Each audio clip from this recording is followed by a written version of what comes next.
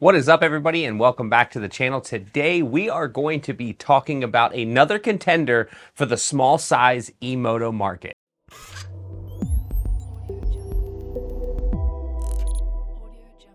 Now, before we get started today, I want to thank the sponsor of today's video and every video that you will see here on the channel, and that is Electrics Moto. Electrics Moto is where you can get this bike, as well as just about anything else for your e-moto. I will leave a link in the description, as well as a discount code to save yourself 5% on anything you buy. So, as always, I have my notes, and today we are going to be talking about the Arctic Leopard XE Pro and Pro S.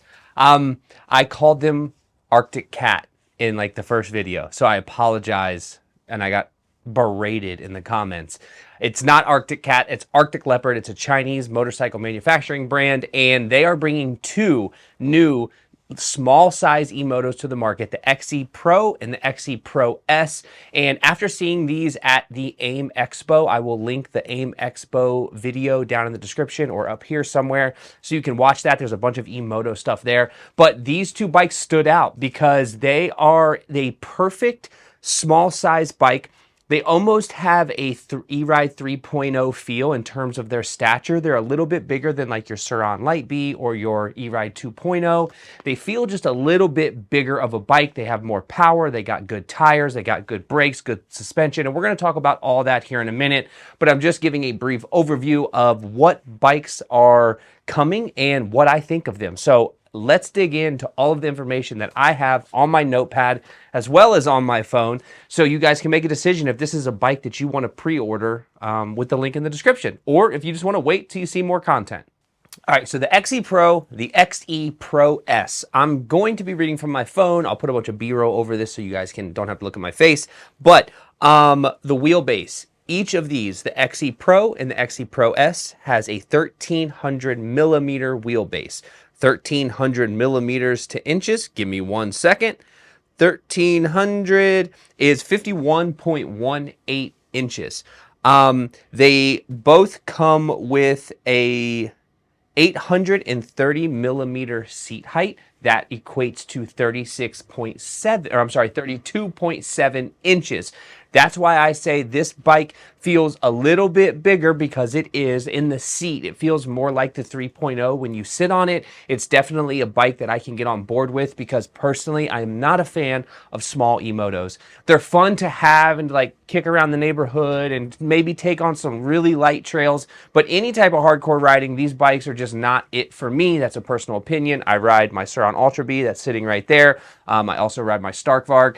Those are I just prefer a real, like a more motorcycle feel, but this definitely comes in with a good seat height that kind of puts you in the 3.0 realm, and the 3.0 is by far my favorite small size e-moto, period. It just feels the best on the trail. So for me, this is definitely fitting right into the wheelhouse. All right, so talking about the weight, we have 147 pounds for the XE Pro and 158 pounds for the XE Pro S. And I'm sure you can figure out where that poundage difference is coming from. It is going to be from the battery and the components. Obviously the components, but the battery is a little bit bigger in the Pro S than it is in the Pro. So that's really where you're making up that poundage difference. You are dealing with, on the front wheel for the XE Pro, you are dealing with a 70-119. And the XE Pro S is also a 70-119. You have a 90-118 or a 90-116 for the rear in the Pro, and you have a 90-118 and a 90-116 for the rear on the Pro S. So it's nice to see that you have tire options. It's taken a long time for the small size e-moto world, or the e-moto world in general, to start coming to market with 1819 setup. That took years. It was 1919 for the longest time.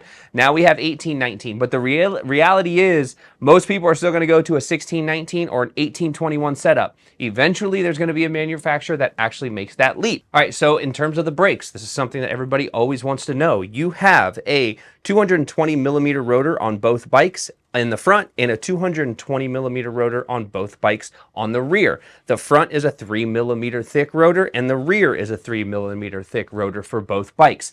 3 mil A 3 mil thickness with a 220 diameter is the perfect setup, especially for these bikes. I'm not even going to get into the mineral oil mountain bike brake conversation because there are still bikes that are coming to market that have mineral oil brakes. I don't understand it. I'll never understand it. That's just them being cheap. So I will put a link for Formula brakes. If you guys have never tried Formula brakes, I'll put a link in the description. They are the best e-moto brakes that you can buy. That's a personal opinion. I don't get paid by them. They didn't send me anything for free. I'm just telling you, if you ride a small size e-moto, put Formula brakes on it. If it does not come with .4 fluid brakes from the factory, you can still get .4 fluid mountain bike brakes. Just know the difference because it does make a huge one. Suspension, another hot topic, something that everybody wants to know.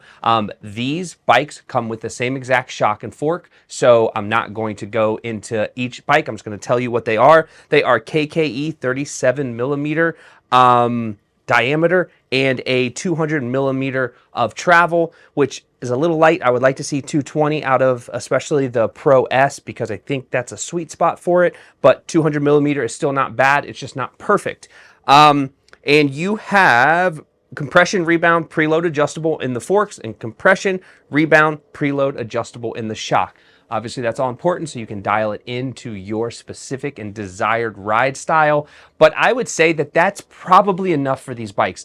Although I would love to see 220 millimeters of travel, that is definitely something that is only for the bigger style of bikes, and you don't really get that on a lot of different suspension options, but it would be nice to see that come with the bike standard because you are talking about a pretty fast bike, especially the Pro S starts to get up to 160 pounds. You're dealing with a 150 or 160 pound rider.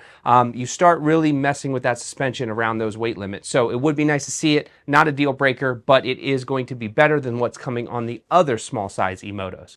All right, so let's get to the power. The power is obviously important. Everybody wants to know, how fast can I go? Well, you just need to realize that in the e-moto world, there's very few companies that are willing to step out of line with what everybody else does and get these bikes pushing the actual top speed that they could go.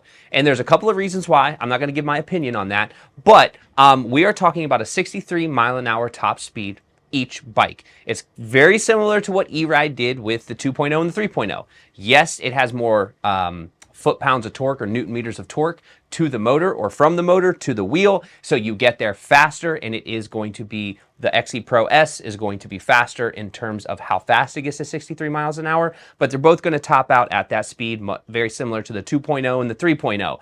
So if you're looking for top speed, that's just what it is. Nobody's willing to step out of line yet, but you have 500 newton meters of torque to the wheel on the XE Pro, and you have 600 newton meters of torque to the wheel on the XE Pro S. So the difference is you're going to get to 63 miles an hour faster. Wheelies are probably going to be easier, things like that, depending upon your riding style. Now, let's talk about the max power, because this is another topic that I think really makes a lot less difference than people think it makes. For me, I do not like a big kilowatt power small bike. I think it's dangerous. They're hard to ride. They're not really that comfortable to ride at that speed. People might disagree with that, and those people are probably smaller people. If you're a full-size grown man, putting that much power down on a small bike just really isn't that fun. It just feels reckless, to be completely honest with you, and it doesn't feel like the components can stand up to what you're actually putting it through. Anyways, that's all opinion. You probably don't care. So we are talking 16.8 kilowatts in the XE Pro, and we are talking 20 kilowatts, which quite honestly is probably the sweet spot for the XE Pro S. Now, what does that equate to, right?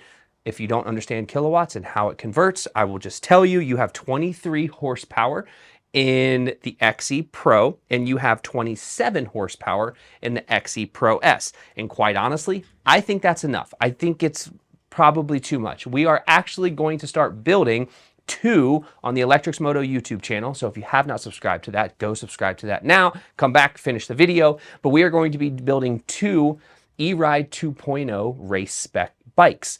And the reason for that is because I think the 2.0 is probably one of the best, if not the best, small size bike. When you bump up to the 3.0, I think that's a fantastic bike.